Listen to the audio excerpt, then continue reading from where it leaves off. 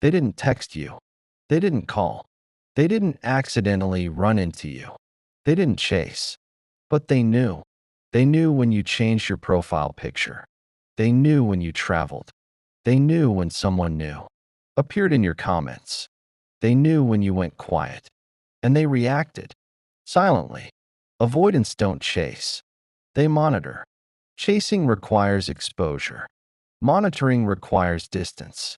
Distance feels safer. Let's dismantle the myth first. Avoidants are not indifferent. They are hypervigilant. But their vigilance is internal, private, unannounced.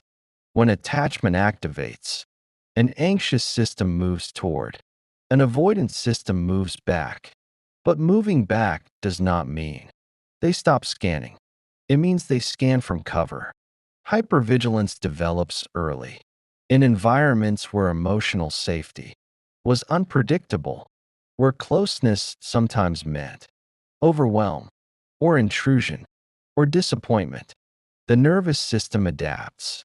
It learns to stay alert, but not exposed. Alertness without vulnerability becomes the blueprint. So when a bond forms in adulthood, that blueprint reactivates. They feel attachment. They feel pull. They feel curiosity. They feel jealousy. But expressing those feelings would require leaning in. Leaning in risks engulfment. So instead, they lean back and watch. Monitoring serves three psychological functions. First, control. If I can see what's happening, I am not blindsided.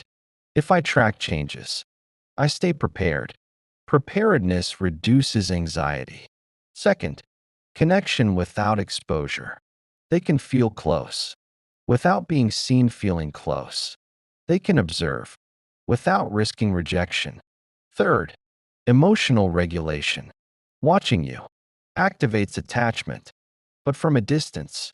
The activation is manageable. It is stimulation, without full vulnerability. This is not stalking behavior.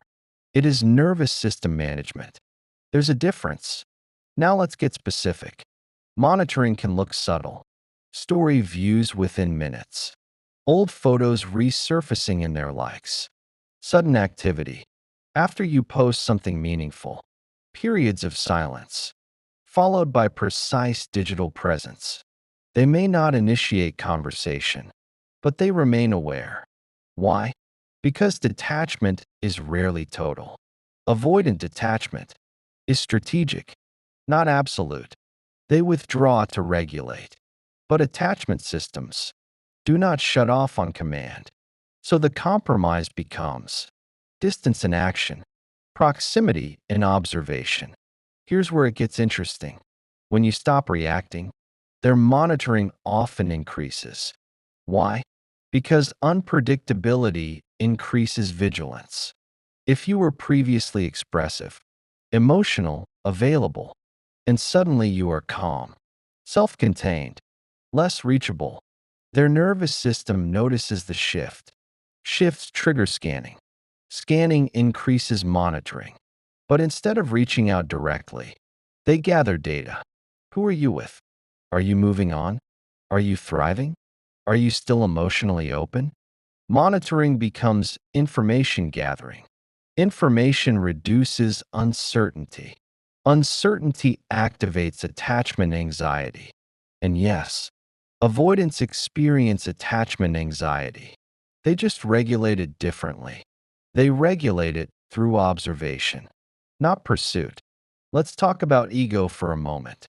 Avoidant structures often rely on internal autonomy narratives. I don't chase. I don't need reassurance. I don't compete. Chasing threatens identity. Monitoring preserves it. They can maintain self-concept while still staying connected. From a psychological standpoint, this is elegant. It's also limiting because monitoring maintains tension without resolution. You feel watched, but not chosen. They feel connected, but not exposed. The dynamic hovers in ambiguity. Now here is the critical layer. Monitoring is often misread as manipulation. Sometimes it is, but often it's fear. Fear of vulnerability, fear of rejection, fear of losing emotional leverage, fear of confirming that they care more than they want to. So instead of reaching out and risking clarity, they observe and preserve possibility. Possibility feels safer than rejection. As long as they are watching, the door feels partially open. If they reach and are refused, the door closes.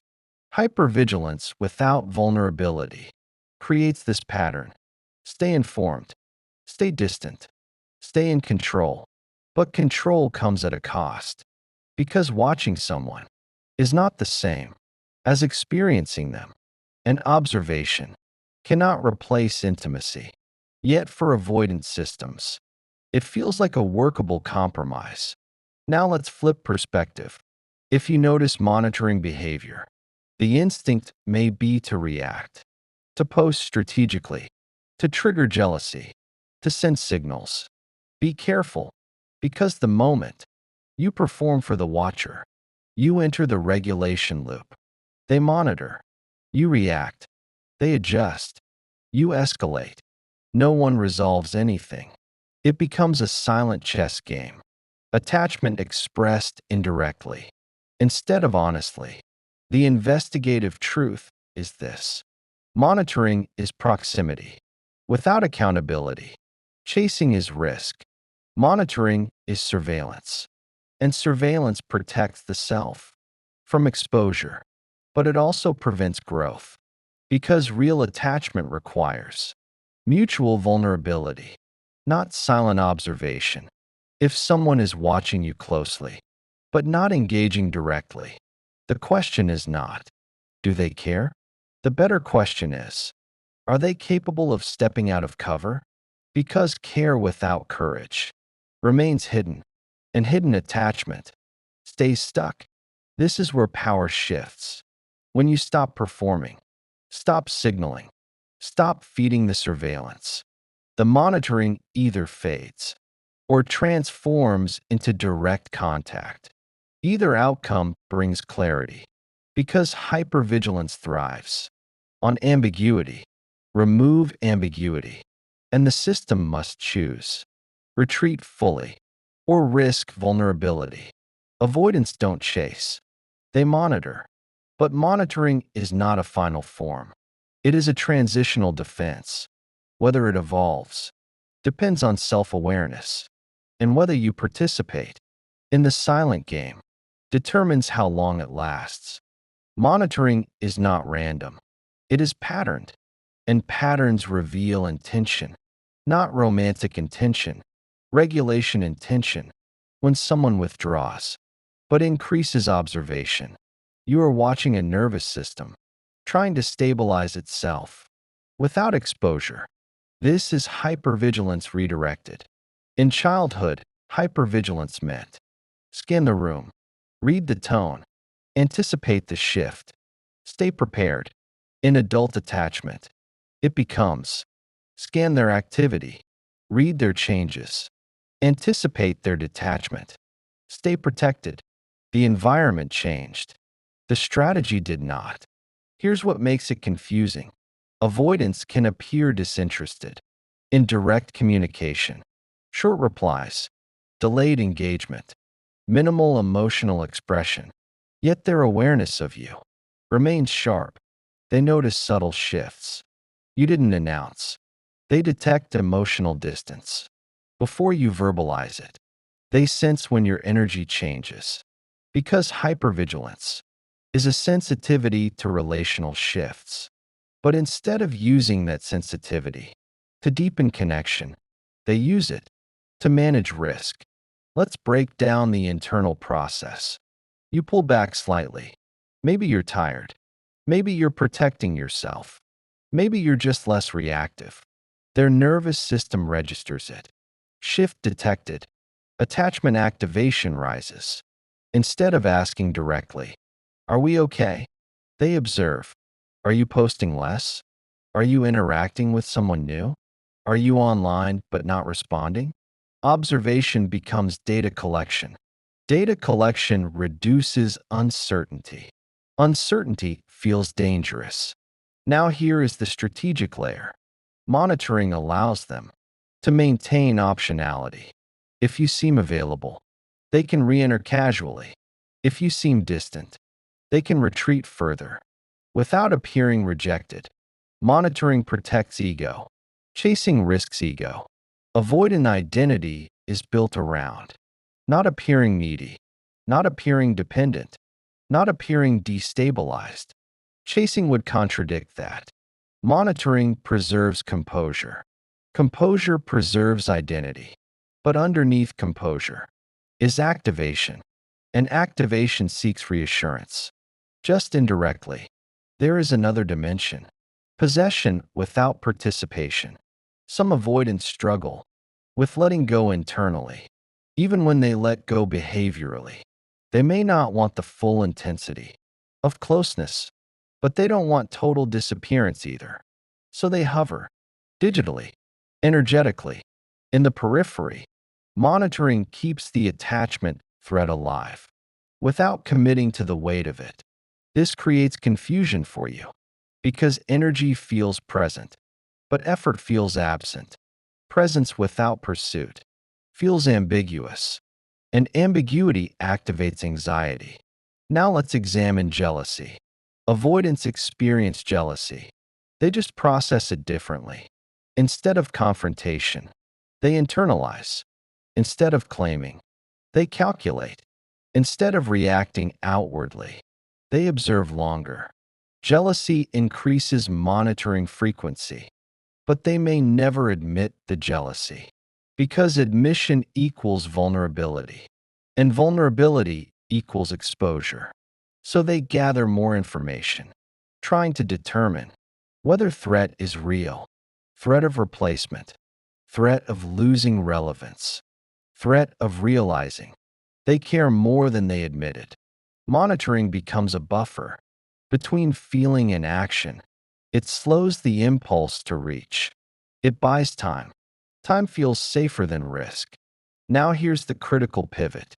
Monitoring feels powerful to the one observing, but it often feels destabilizing to the one being observed.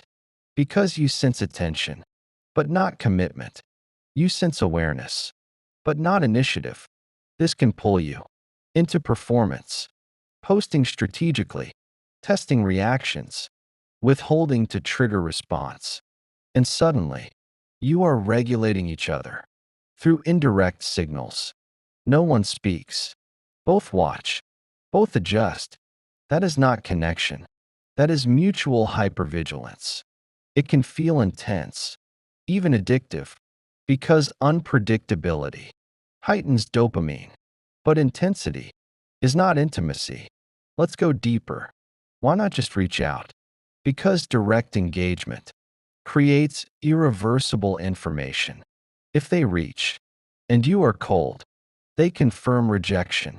If they reach, and you are warm, they must decide whether to deepen again. Both scenarios require choice. Monitoring postpones choice. Postponement reduces pressure. Avoidance systems often manage pressure by delaying decisions. Delay keeps autonomy intact, but delay also prolongs ambiguity. Now we need to address something important. Not every viewer's story view means silent obsession. Hypervigilance has degrees. The pattern becomes meaningful when it is consistent, reactive, and timed. Sudden spikes in visibility. After you detach, immediate awareness. After you post something significant, re-engagement. When you appear to move on, that timing reveals regulation behavior, not coincidence. But here is the truth that brings clarity. Monitoring is a halfway state. It is neither full detachment nor full engagement. It is a protective in-between. And protective in-between cannot sustain long-term intimacy, because intimacy requires exposure. Exposure requires risk. Risk requires emotional courage. The investigative question becomes, Is this person using monitoring as a temporary defense on the way to vulnerability, or as a permanent strategy to avoid it? You cannot answer that through surveillance games. You answer it by removing performance. When you become steady, non-reactive, unpredictable in a calm way, not cold, just grounded, monitoring loses its regulatory reward. If they want connection, they must step forward. If they don't, the observation fades. Either way, clarity increases, and clarity reduces anxiety. Avoidants don't chase, they monitor. But monitoring is a strategy born from fear of exposure, and fear-based strategies either evolve or calcify. What determines which path happens is not how intensely they watch, it's whether they are willing to step out from behind a glass. The dynamic changes the moment you stop performing, not dramatically, not loudly, just internally. When you stop posting to provoke, stop checking who viewed, stop adjusting your energy to trigger theirs, something subtle shifts. Because monitoring depends on reaction loops. They watch, you react, they calibrate, you escalate. That loop creates stimulation, and stimulation regulates attachment anxiety. Without vulnerability, remove your reaction, and the loop destabilizes. At first, monitoring may increase, not decrease, because unpredictability rises. Your silence feels different. Your steadiness feels unfamiliar. Hypervigilant systems respond to unfamiliarity by scanning more closely. They look for clues, patterns, signals, proof that the bond still exists. But when there are no signals to decode, the strategy loses traction. Now the nervous system faces a decision: escalate observation or risk engagement. This is where many people misinterpret behavior. If monitoring spikes, they assume they're obsessed. Not necessarily. It can simply mean their regulation method is under stress. Stress reveals dependency. Yes, dependency. Avoidants depend on information to manage uncertainty. Information replaces reassurance. Data replaces dialogue. But data cannot answer emotional questions. Only conversation can. And conversation requires exposure. Exposure is the line they hesitate to cross. Let's talk about what monitoring actually gives them. Illusion of proximity, illusion of control, illusion of relevance. They can tell themselves, "I'm fine," while still checking. They can maintain autonomy while preserving access. But illusion collapses when you truly detach, not theatrically, not strategically, genuinely. When your nervous system stops seeking their attention, stops scanning for their presence, stops decoding their movements, that is when the power dynamic resets. Because now there is no shared hypervigilance. Only one person watching, and watching alone eventually feels hollow. Here's the deeper psychological layer. Monitoring allows avoidance to stay connected to potential, not reality. Potential means we could reconnect. We're not completely done. There's still an opening. Reality requires, do I step forward, or do I release fully? Potential keeps ambiguity alive. Ambiguity keeps attachment suspended. Suspended attachment avoids grief, but it also avoids growth. Now imagine you no longer respond to subtle pings. No strategic posting, no energy shifts, no reactive silence, just grounded consistency. Two outcomes become likely. One, monitoring fades because there is no stimulation reward. The nervous system adapts. Attention redirects. Two, monitoring converts into direct action. A message, a comment, a reentry. But notice something important. If reentry happens, it happens because ambiguity ended, not because you performed better, not because you competed harder, but because the surveillance strategy stopped working. This is where empowerment lives. When you understand the psychology, you stop personalizing the behavior. You see it as regulation, not obsession, not proof of undying love, not calculated cruelty. Regulation. Hypervigilance without vulnerability. And hypervigilance cannot create intimacy. It can only maintain awareness. Awareness is not commitment. Watching is not choosing. Now let's address the uncomfortable truth. Some avoidants monitor indefinitely, not intensely, but periodically, checking in from a distance. Years later, curiosity spikes. Brief glances, silent updates. This does not mean they are waiting. It means the attachment imprint was never fully integrated. Remember the earlier pattern. Avoidants compartmentalize. They shelf. Monitoring is sometimes how they peek into the shelf without fully opening it, just enough to feel, not enough to engage. But partial engagement never resolves the imprint. It only prolongs it. So if you feel stuck in a dynamic of being watched, but not pursued, ask yourself, am I participating in the loop?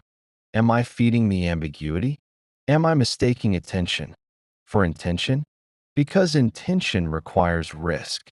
Risk requires exposure. Exposure reveals capacity. And capacity is what determines relational safety. Not how often someone views your story, not how precisely they reappear after you post something significant, not how aware they seem of your life. Capacity. Can they step out from behind observation and tolerate vulnerability? If the answer is no, monitoring will remain their ceiling, and you cannot build intimacy with someone who only watches. You can only build tension. Tension feels powerful, but power without connection is hollow. Avoidants don't chase, they monitor. But monitoring is a transitional defense. It either evolves into courage or calcifies into distance. Here is the part no one tells you. You don't end the monitoring dynamic by confronting it. You end it by stabilizing yourself.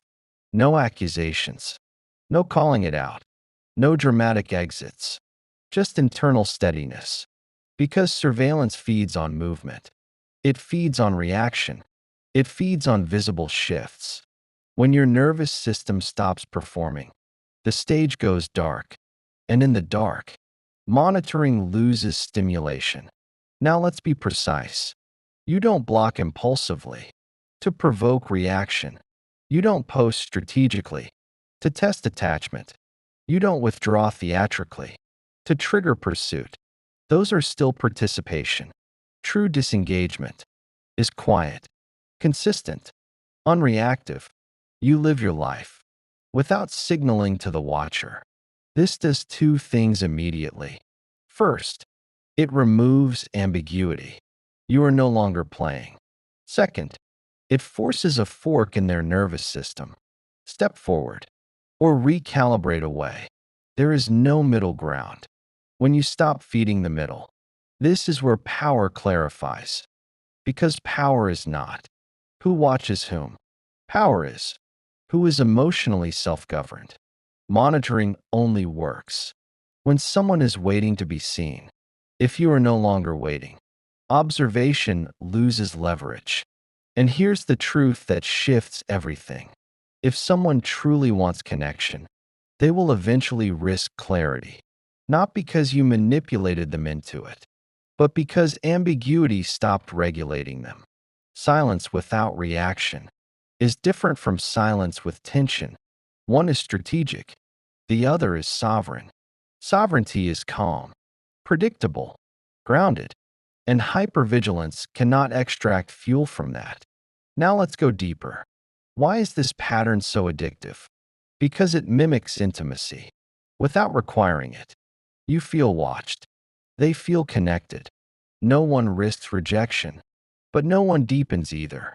It is attachment suspended in glass, visible, untouched, and glass relationships never become real ones.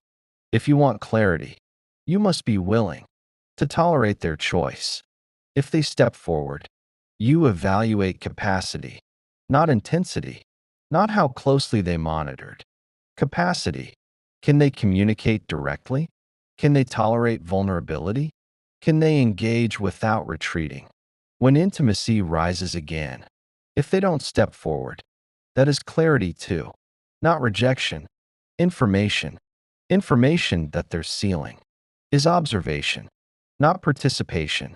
And you cannot build something stable with someone who prefers watching to engaging. Now, here is the investigative truth. Monitoring often feels powerful to the avoidant, but courage feels powerful to the secure. And only one of those creates real connection. So the shift is simple. Stop decoding. Stop signaling. Stop performing. Let your calm be boring to surveillance. Because boring is threatening to hypervigilance. It offers nothing to scan, nothing to interpret, nothing to manage, only presence. And presence requires courage to meet. Avoidants don't chase, they monitor. But monitoring is not dominance, it is distance management. And distance management cannot compete with grounded self possession. If this made you see the pattern differently, don't just nod and move on. Apply it. Go silent internally. Not cold, not reactive, just steady. Then observe what happens when you stop being observable. And if you're serious about mastering these dynamics, not emotionally surviving them, but understanding them deeply, subscribe. Because we're not decoding behavior to win someone back. We're decoding it so you stop playing invisible games. Comment one word. Watching, if you've seen this pattern clearly. Or steady, if you're choosing to exit it.